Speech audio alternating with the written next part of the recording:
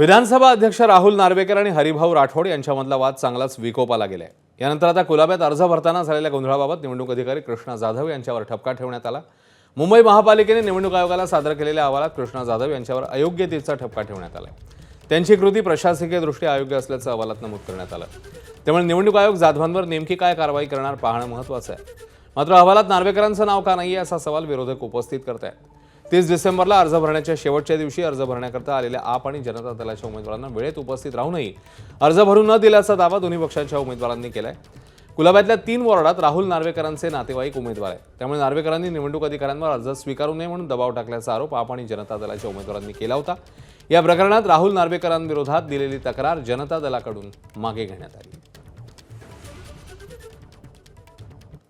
दुसऱ्या दिवशी त्यांनी ती तक्रार मागे घेतली आहे आणि त्यात त्यांनी कारण असं दिलं आहे की आमच्याकडे आलेली माहिती चुकीची होती आणि खरं बघितलं तर 4 पैकी 3 वॉर्डांमध्ये त्यांच्या उमेदवाऱ्या भरल्या गेल्या होत्या।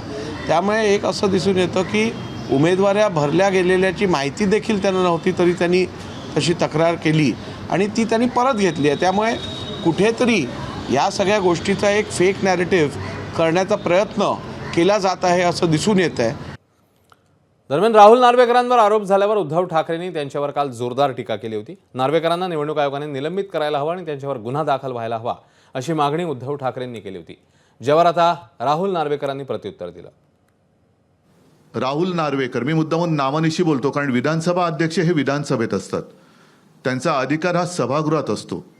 सभागृहाच्या बाहेर ते राहुल नार्वेकर आहेत आणि तिथले आमदार आहेत। एक आमदार आपल्या अधिकाराचा दुरुपयोग करून दुसऱ्या म्हणजे जनतेवरती दमदाटी करतोय, त्यांचं संरक्षण काढून घेण्याचा आदेश स्वतः संरक्षणात राहून करतोय। माझं तर मत आहे हा विषय गांभीर्याने निवडणूक आयोगाने घ्यायला पाहिजे आणि तत्काळ अध्यक्षांना निलंबित केलं पाहिजे।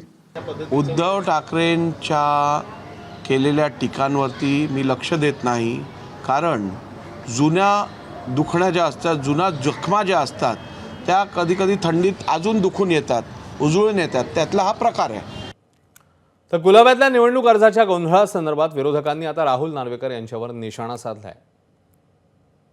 आम आदमी पार्टी आणि समाजवादी या 2 पक्षाचे अर्ज हे पैसे भरून टोकन देऊन देखील अर्ज भरून घेतले नाही, ही बाब सगळ्यात उघडकीस आली आहे। आणि हे का भरून घेतले नाही तर तिथे दरवाजावर आणि त्या परिसरात दस्तूरखुद्द राहुल नार्वेकर विधानसभेचे अध्यक्ष हे त्या ठिकाणी थांबतात, तिथे दमदाटी करतात, प्रशासनावर दबाव आणतात, कोणाला पोलीस मारतील सांगतात, त्यांचे हातवारे बघा, त्यांची देहबोली बघा।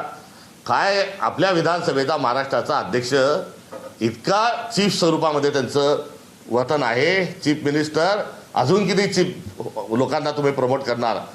विधानसभा अध्यक्षांनी अशा प्रकारे रांगेत उभं राहून समोरच्या उमेदवारांना धमक्या दिलेल्या आहेत।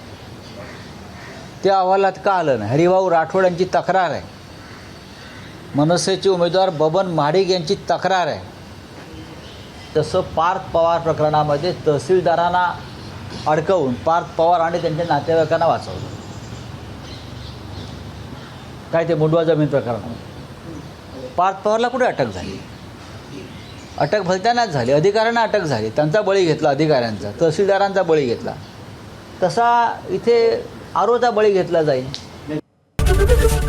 एबीपी माझा, उघडा डोळे बघा नीट।